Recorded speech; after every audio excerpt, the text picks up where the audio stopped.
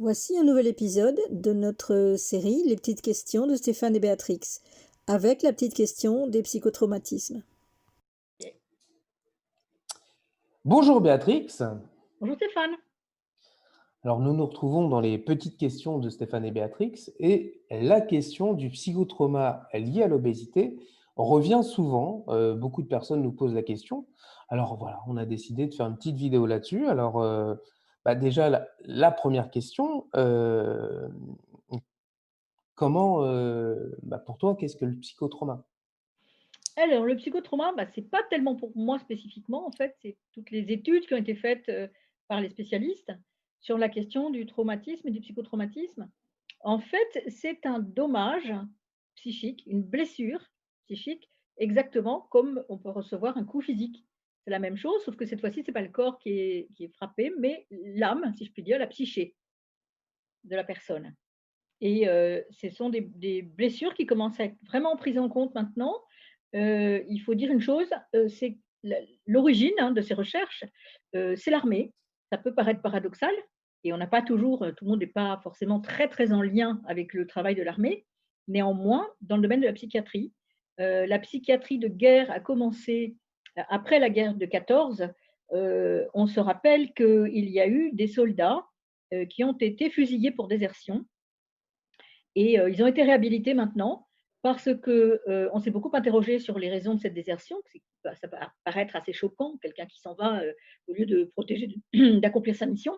Et en fait, on s'est rendu compte qu'ils ont fait demi-tour uniquement parce qu'ils étaient en état de terreur absolue, incontrôlable. Les Anglais ont appelé ça shell shock, ou le choc de la bombe. Et donc, les psychiatres de l'armée ont travaillé là-dessus, puis les psychiatres civils. Et on a maintenant beaucoup d'études qui ont été faites dans le civil, dans l'armée bien sûr, mais dans le civil. Et ces blessures psychiques sont prises en compte maintenant de façon très efficace. D'accord. Oui, tu as raison de parler vraiment de choc. Souvent, une personne qui est atteinte de psychotrauma, elle ne le voit pas elle-même. Il y a un choc tel que, qu'il y a une sorte de blocage, quoi.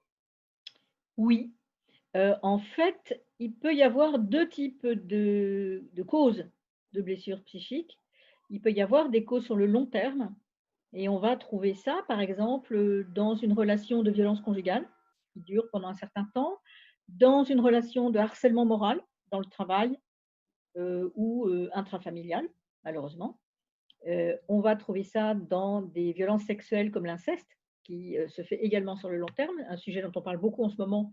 L'actualité est très brûlante sur cette question-là, ce qui est peut-être une chance d'ailleurs que les lois deviennent un peu plus rigoureuses pour protéger les victimes et les aider à parler, parce que parler est le premier moyen de sortir de la violence de son vécu.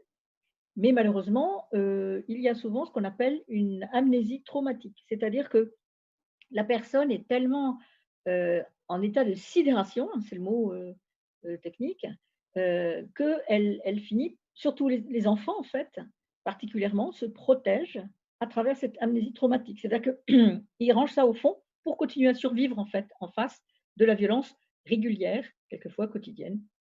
Et malheureusement, quand ça sort un jour, ça peut sortir des années, 20 ans, 40 ans plus tard, et ça sort avec beaucoup de violence, bien sûr, parce que à la fois en fait, c'est comme si on raccordait, la source de la violence à la personne.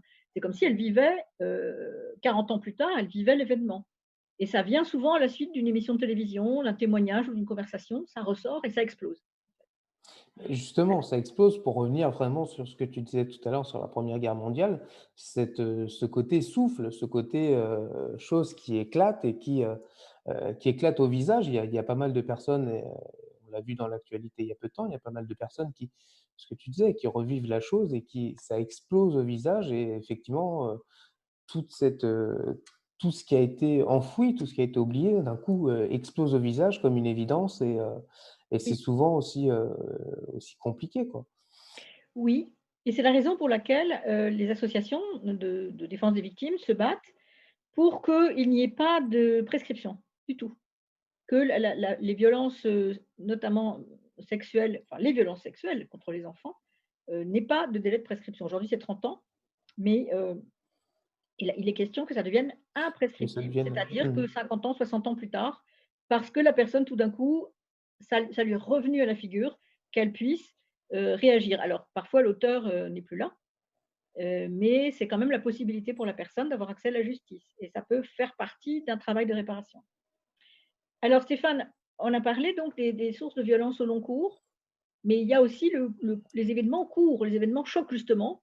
Et là, le choc a lieu, par exemple, on a beaucoup parlé des attentats du Bataclan, qui ont été terribles pour ceux qui l'ont vécu, mais ça a été terrible aussi pour les familles de ceux qui l'ont vécu.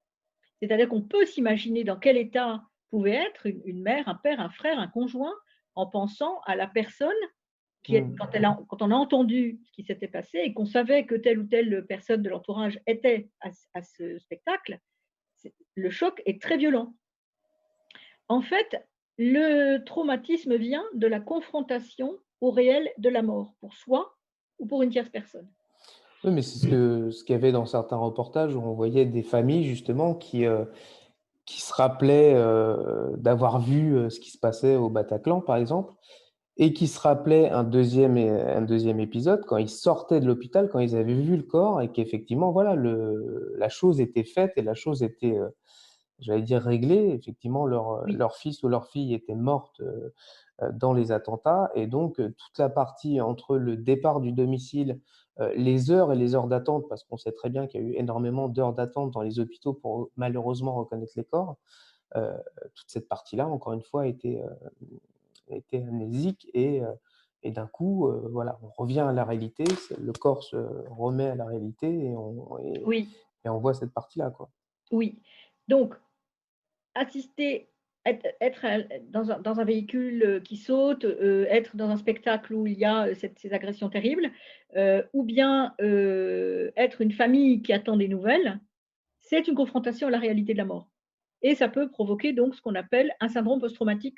On va en parler tout à l'heure, mais en tout cas, on peut s'interroger, quand je te dis confrontation réelle de la mort, on peut se dire: «Ah bah oui, mais un viol, c'est pas la mort». Eh bien, c'est une erreur de penser ça. En réalité, un viol, c'est, une mort psychique, en fait. C'est un crime psychique et la personne en fait, ce que ressent la personne qui se fait agresser, on se rappelle que dans le cadre d'un viol, on peut se faire agresser par un inconnu complet au détour d'une rue, comme on peut l'être par un proche et c'est tellement inconcevable, c'est tellement inimaginable ce qui est en train de se produire que l'esprit se réfugie. On parlait de sidération, donc là, typiquement, en fait, il a été longtemps fait reproche, maintenant ça avance un peu heureusement, mais il a longtemps été fait reproche aux femmes violées quand elles étaient devant la police, qu'on leur disait: «Mais vous n'avez pas crié, vous n'avez pas dit non, vous n'avez pas». Ben Pourquoi si, vous avez pas mais tué? mais en état de sidération, en fait, la défense, c'est juste, tu connais l'image du lapin pris dans les phares? Ben c'est ça, en fait, c'est je qu'est-ce que je fais? Et puis l'événement se produit, en fait et on ne sait pas faire quoi d'autre que de s'enfermer, en fait, à l'intérieur de soi pour supporter l'événement. Il y a des témoignages très impressionnants. Il y a une libraire, j'ai oublié dans quelle banlieue parisienne elle était, mais elle a été violée plusieurs fois à des époques différentes et elle raconte, elle témoigne du fait qu'elle l'a tenue, psychiquement parce qu'elle s'évadait dans sa tête, c'est-à-dire quand l'événement se produisait, elle s'évadait dans sa tête, elle était dans les montagnes, elle se promenait dans les montagnes, dans la neige avec sa fille et elle se s'accrochait à cette image-là pour tenir. Mmh. Je Donc crois que c'est c'était une libraire du Bourget, je crois, ça me dit quelque chose. oui, Elle c'est avait bien écrit un possible. livre. Elle Oui avait écrit un et en livre réalité, je là-dessus. pense qu'elle a été victime d'une tournante. Donc ça a Mmh. été tout à fait terrible, mais son témoignage est extrêmement touchant et explique bien cette mécanique de décalage en fait entre l'événement et le ressenti psychique parce que c'est intenable en fait, c'est tellement violent qu'on n'a pas d'autre choix. Donc, deux causes, deux familles de causes, des événements qui se produisent de façon répétée, comme l'inceste, comme la violence conjugale, ou qui sont ponctuels, comme un attentat, comme un viol unique, du moins on espère, comme arriver au bureau un matin et trouver son collègue pendu, des choses comme ça, c'est extrêmement, extrêmement secouant. Et par conséquent, le vécu psychique de la personne, est extrêmement douloureux et si la personne n'est pas aidée, sa reconstruction va être très difficile et parfois d'ailleurs ne se fera pas. Il y a, un homme qui s'est suicidé il y a quelques mois, je crois, et qui faisait partie des victimes du Bataclan. Donc il 5 ans plus tard, il n'a pas réussi, enfin, On a l'air de critiquer quand on dit pas réussi, mais il n'a pas pu, disons, surmonter ça. Il a été aidé, mais il avait peut-être besoin de plus d'aide que ça. Et peut-être que son histoire précédente l'a rendu plus fragile, plus sensible, et donc il lui a pas été possible de surmonter l'événement et il s'est donné la mort. Mmh. Donc Et il faut pas justement, là, on parlait des causes, mais parlons aussi des conséquences du psychotrauma. Heu, bah, qu'est-ce qui se passe après, quoi?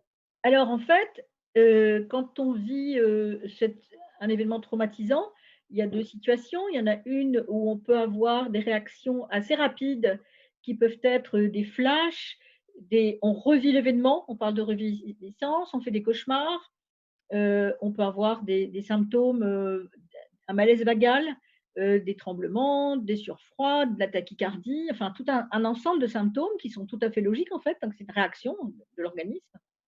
Qu'on ne contrôle pas, hein, c'est le corps qui réagit sous l'influence de l'esprit blessé. Et donc, si on peut faire une prise en charge très rapide de ces personnes, qu'on peut les écouter, vraiment les aider à reformuler, et cetera, peut-être leur proposer un cours de parole, peut-être quelquefois un petit traitement chimique aussi. On essaie de voir selon les personnes ce qui va les aider le mieux, on va aider la personne à sortir de ça. Mais parfois, le choc est tel que la personne, on a l'exemple de personnes qui sont parties, je pense que c'est après les attentats de 1995 au RER Saint-Michel, des personnes qui sont parties, qui ont pris le train, qui sont parties pour je ne sais pas où, elles ne savaient même pas où elles étaient, la famille n'avait pas de nouvelles, rien du tout. Elles étaient en état de débétude complète. Et là, le degré de violence vécu est très important et c'est beaucoup plus difficile à ce moment-là de récupérer ces personnes et de les aider de façon valable. Ça peut prendre beaucoup de temps en fait. Il y a quelque chose qui a été créé en 1995, c'est ce qu'on appelle les cellules d'urgence médico-psychologiques, dont tu as peut-être entendu parler. On en parle dans les médias en parlant de on a mis en place une cellule psychologique. C'est une expression qui m'agace, ça ne veut rien dire. Ce sont les cellules d'urgence médico-psychologiques, autrement dit les CUMP, et ça a été créé par ce monsieur, le professeur Louis Kroc, le général professeur Louis Kroc. J'ai eu l'immense honneur de l'avoir pour professeur au cours de ma formation en victimologie. Et il a fait un travail remarquable, écrit beaucoup d'ouvrages sur justement le syndrome post-traumatique. Il a étudié beaucoup de situations, aussi bien dans le civil que dans le militaire. Et il a vraiment permis la mise en place de ces cellules qui permettent justement d'aider les gens immédiatement après l'événement traumatisant. Mais il y a aussi des situations où on parle de syndrome post-traumatique différé, c'est-à-dire que la réaction se fait sur le coup, rien de spécial. Bon, on n'est peut-être pas bien, on dort peut-être pas bien, bon, mais voilà, après ça passe, c'est enfoui au fond de soi et un jour ça ressort à la suite d'un événement. Donc je connais le cas de quelqu'un, par exemple, qui a eu un accident de voiture assez grave, qui a traité cet accident de voiture un petit peu à la rigolade parce que bon, bah, voilà, c'était pas de bol, ça tombait mal, elle avait pas beaucoup de blessures, ça allait bien et puis, elle a pu reconduire très vite et 5 ans après, en ayant racheté un véhicule d'occasion, elle a commencé à avoir des manifestations dont je te parlais, des flashbacks de l'événement, quand elle entendait une ambulance, elle se voyait dedans, enfin voilà, elle a eu des crises d'angoisse, je crois et en réalité, elle n'a pas compris tout de suite de quoi il s'agissait. Elle ne connaissait pas cette histoire de syndrome post-traumatique et c'est beaucoup plus tard qu'elle a pu faire le lien. Elle a été aidée, par un psychiatre et y voir clair dans tout ça. Mais donc ça peut arriver, de façon, différée. Donc là, c'est très particulier et c'est ce qui arrive en fait à ces personnes qui, 40 ans après, sortent d'une amnésie traumatique. Oui, donc c'est vraiment l'importance de l'écoute active et puis surtout des fois de dépassement de sa profession. Ce que tu me disais me fait penser à un événement que j'ai vécu quand j'étais en stage, d'éducation thérapeutique du patient, où effectivement une femme, avait des problèmes de poids, elle reprenait du poids et cetera, elle ne comprenait pas trop et quand on a un petit peu investigué sur sa vie et son histoire, Heu, bah, elle nous a dit comme ça, bah, ou quand on lui a dit à un moment: «Mais qu'est-ce qui s'est passé dans votre vie ces derniers temps pour que heu, votre hygiène, alimentaire se change, comme ça brutalement?» Et au hasard d'une phrase, elle me dit: «Bon, pas grand-chose, j'ai juste mon mari qui est mort il y a 3 semaines, et effectivement je grignote, tous les soirs quand je vais dans le lit». Et voilà, en faisant le lien avec cette personne, effectivement, on lui a dit: «Mais alors là, pour l'instant, voilà, vous avez du mal avec le deuil, qui est pas encore fait», ce qui est logique.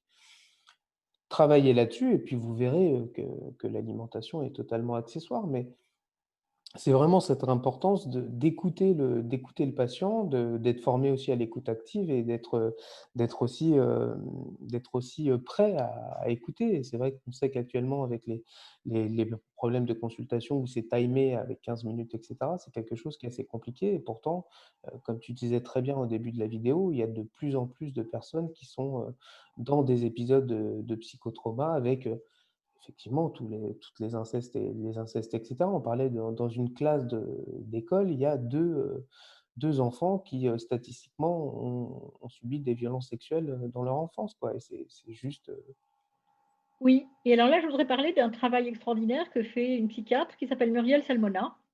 On donnera, hein, toutes les références des ouvrages, cités et même plus, dans le commentaire de la vidéo ou même peut-être, à la fin de la vidéo. Et donc Muriel Salmona a écrit un ouvrage qui s'appelle «Le livre noir des violences sexuelles». Et c'est extrêmement intéressant et un peu terrifiant parce que finalement, sur le nombre elle a pu interviewer un nombre donné de personnes qui ne représente qu'un pourcentage des personnes qui ont déclaré avoir été victimes de violences sexuelles, sachant que les personnes qui ont déclaré avoir été victimes de violences sexuelles, ça n'est qu'un tout petit pourcentage de la réalité. Donc c'est très, très impressionnant et elle montre, elle a fait une étude extrêmement fouillée, que 30 des personnes qu'elle a interrogées développent des troubles du comportement alimentaire, parmi lesquels bon, l'anorexie bien sûr, mais aussi la boulimie et l'hyperphagie.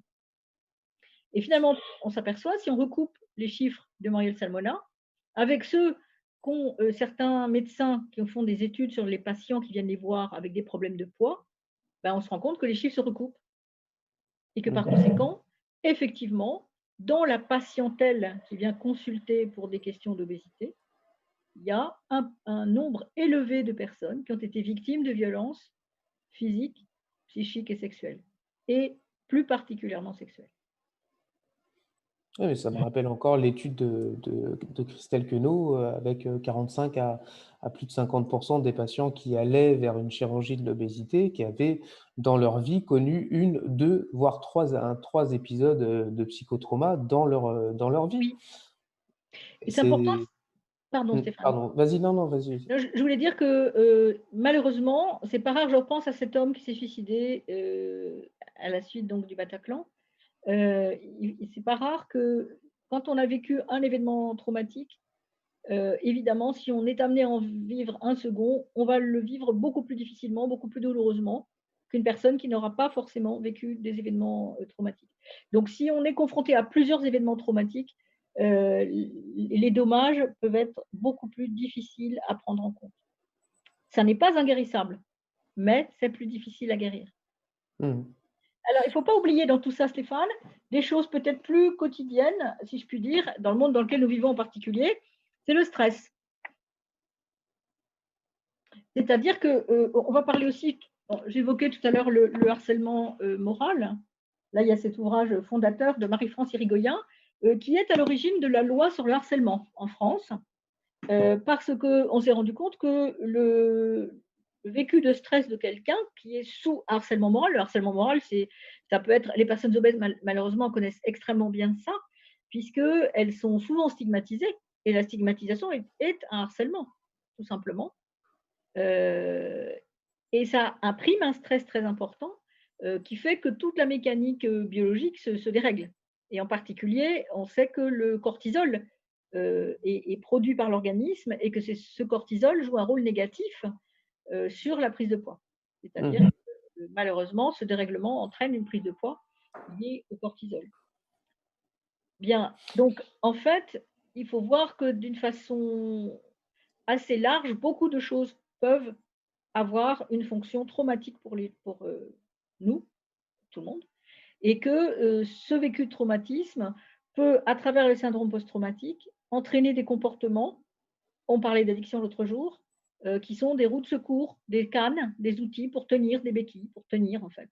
Parce que la personne, se lève le matin avec un sentiment de journée, épouvantable devant elle et peut être dans un paradoxe qui est à la fois qu'elle a peur de mourir et en même temps qu'elle n'a pas envie de vivre. Et donc, il faut vraiment pouvoir dépister ça et aider les gens à guérir, à sortir du ressenti traumatique. Même si c'est difficile, il faut tout faire pour ça. Et c'est certain que si on ne mesure pas le vécu de la personne au moment où on lui propose une chirurgie bariatrique, on ne va pas l'aider. La chirurgie ne va pas aider cette personne. Il faut qu'elle puisse régler d'abord son histoire douloureuse et être aidée pour faire son chemin et ensuite envisager éventuellement une chirurgie bariatrique si elle le désire.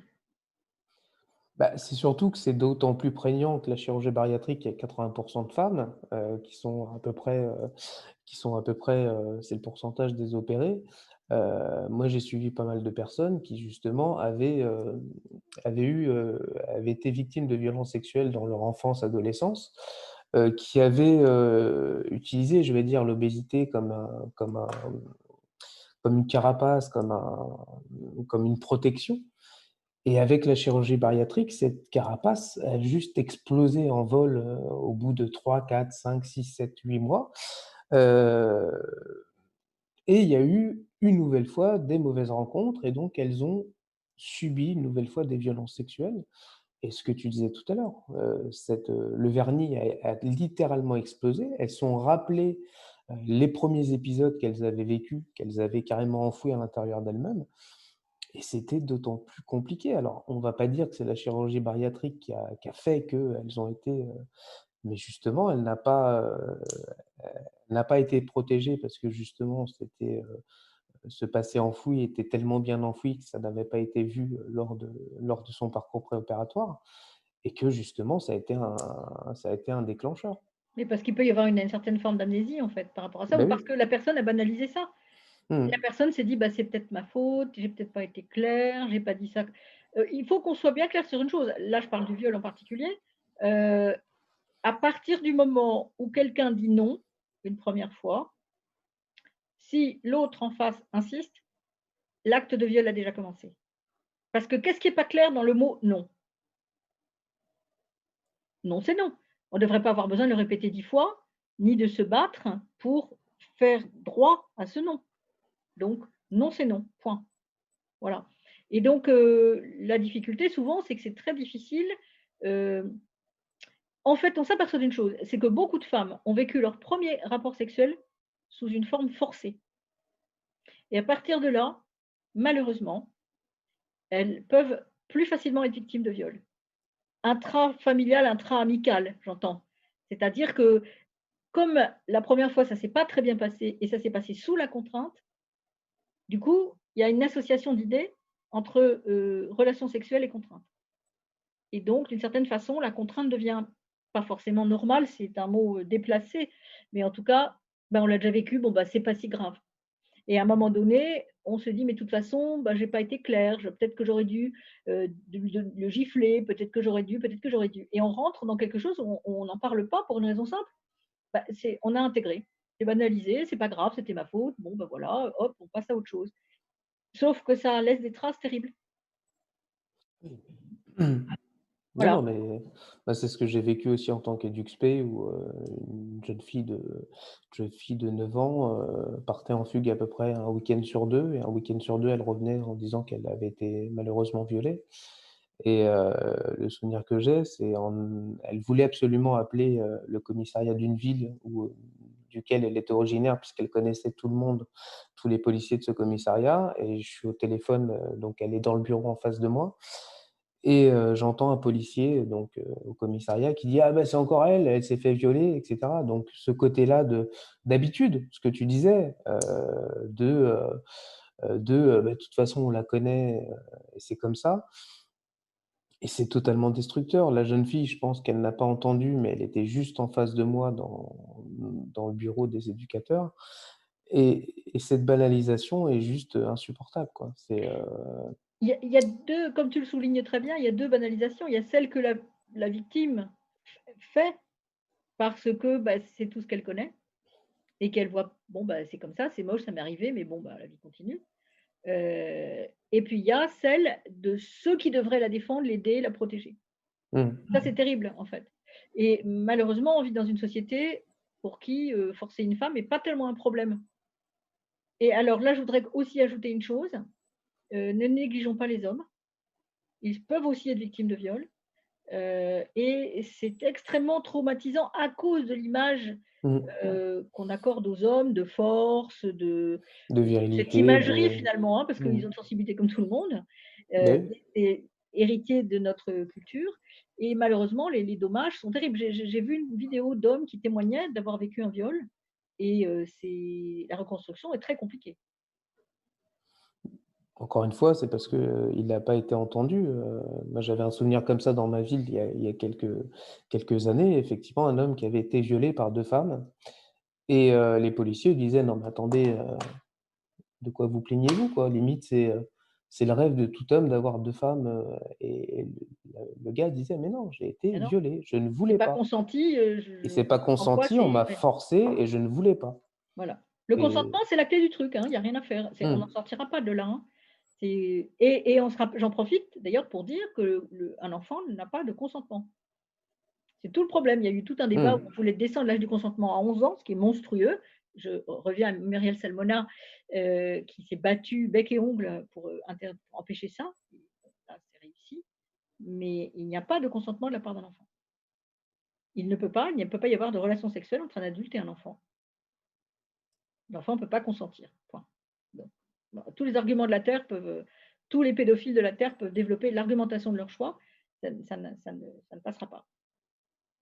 Voilà, mais malheureusement, il y a des climats, éducatifs dans lesquels, ben, avec l'affaire là qui vient de sortir, on préfère pas citer de nom, mais cette affaire montre bien que, l'auteur des faits, entretenait un climat, malsain dans avec ses amis, et vis-à-vis de ses beaux-enfants et donc c'est terrible parce que, ça met ces enfants-là dans quelque chose qui peut plus tard en faire des victimes pour d'autres prédateurs, mais qui pourrait peut-être aussi faire d'eux des prédateurs. Ce n'est pas le cas dans cette histoire-là, mmh.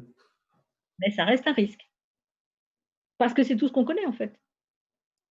C'est clair, mais c'est ce que tu disais tout à l'heure sur la représentation. On est encore dans une représentation de la Oui, sexualité qui, pour être, épanouie, doit être violente c'est ça. et on est dans cette chose-là qui est une sorte de reproduction qui est juste impossible justement puisque la personne n'a pas été pris en compte et n'a pas été pris en soin surtout, pour remettre les curseurs, bah, là où il faut, quoi. Alors une chose est certaine, heu, quel que soit notre vécu traumatique, il est raisonnable de se faire aider. Il n'y a pas à avoir de honte ou de culpabilité.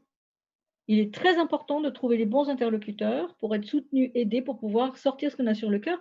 J'allais dire tout simplement peut-être débriefer en fait, parce qu'il y a des personnes qui arrivent à faire un travail personnel très important, hein, une évolution, vraiment une réflexion, mais ça peut être très précieux de s'adresser à quelqu'un pour débriefer. Voilà ce que j'ai vécu, voilà ce que j'analyse, il me semble que, qu'est-ce que vous en pensez? Et de réfléchir comme ça. Peut-être, d'autres vont préférer peut-être être dans un groupe de parole de personnes qui ont des vécus de ce genre, parce que quelquefois, ça soulage énormément de se dire qu'on n'est pas tout seul. Je me souviens d'une phrase que beaucoup de personnes en situation d'obésité ont entendue, beaucoup de femmes en situation d'obésité ont entendue, à une réunion d'une association qui s'appelle Allegro Fortissimo, il y a une dizaine d'années et tout le monde témoignait de phrases assassines que les proches leur avaient, dites et j'ai été sidérée de me rendre compte que cette phrase qu'une tante me disait souvent: «Oh comme c'est dommage ma chérie, tu as un si joli visage», mais pratiquement toutes les femmes présentes l'avaient entendue Mmh. et quelque part, c'était extrêmement soulageant pour moi à l'époque de l'entendre, de me dire: «Ben, voilà quoi, c'est une phrase presque banale, mais qui est d'une vacherie sans nom en fait» et qui en plus est une injonction paradoxale, Stéphane. Mmh.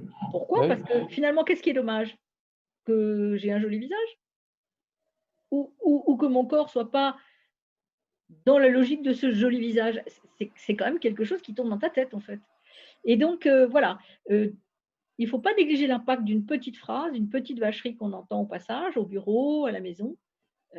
Et je pense que c'est important de réagir parce que toute personne a droit au respect et que ces petites violences peuvent c'est comme la goutte d'eau sur la pierre, tu sais, le robinet qui fuit, ça finit par faire un trou, en fait. Donc il y a pas de phrase banale, il y a pas de vacherie, pas grave et il n'y a pas de petite violence. Une violence est une violence. Mmh. Très Et important d'être soutenu en face de ça. on le voit très bien dans le monde du travail, quoi. Effectivement, le burn-out arrive, après une multitude de petites violences, une après l'autre et comme tu disais si bien avec, l'histoire de, bah, le fameux supplice de la goutte d'eau, quoi. Effectivement, au bout d'un moment, tu deviens fou, parce que Voilà, à force d'avoir de trucs c'est ça. qui te tapent comme ça sur la tempe, bah, à un moment, c'est juste Tu insupportable deviens et fou. Oui, tout à fait. Voilà, en gros, Stéphane, ce qu'on peut dire sur le sujet. Alors évidemment, on pourrait fouiller beaucoup, on pourrait faire, des tas de références, mais je pense que ça peut déjà donner une idée et puis après les gens qui nous écoutent, peuvent toujours poser des questions et on peut creuser, étudier telle ou telle, demande particulière. Qu'est-ce que tu en penses? surtout si on n'a qu'une chose à dire, c'est, faites-vous aider, faites-vous aider. Ce n'est pas une faiblesse, ce n'est pas Non, c'est juste qu'on a besoin les uns des autres et que surtout, d'avoir une oreille attentive, une personne formée et et heu donc formée à accueillir toute cette, souffrance et toute cette, violence, qui nous a été transmis par l'agresseur. Voilà, il faut être aidé et c'est très important et effectivement, le climat actuel avec toutes les affaires et donc la dernière affaire qui vient d'avoir, je pense que ça va aider à tout ça dans le sens où, des dispositions législatives vont peut-être, naître de tout ça. protéger davantage, oui, tout à fait. Protéger davantage et surtout Ouais, écouter ouais. et puis voilà, faites-vous aider. Absolument Stéphane, je crois que c'est le mot de la fin? Bah, je pense. Encore une fois, merci pour, Merci, merci à toi et puis à très bientôt. à bientôt. À Au bientôt. Au revoir. revoir.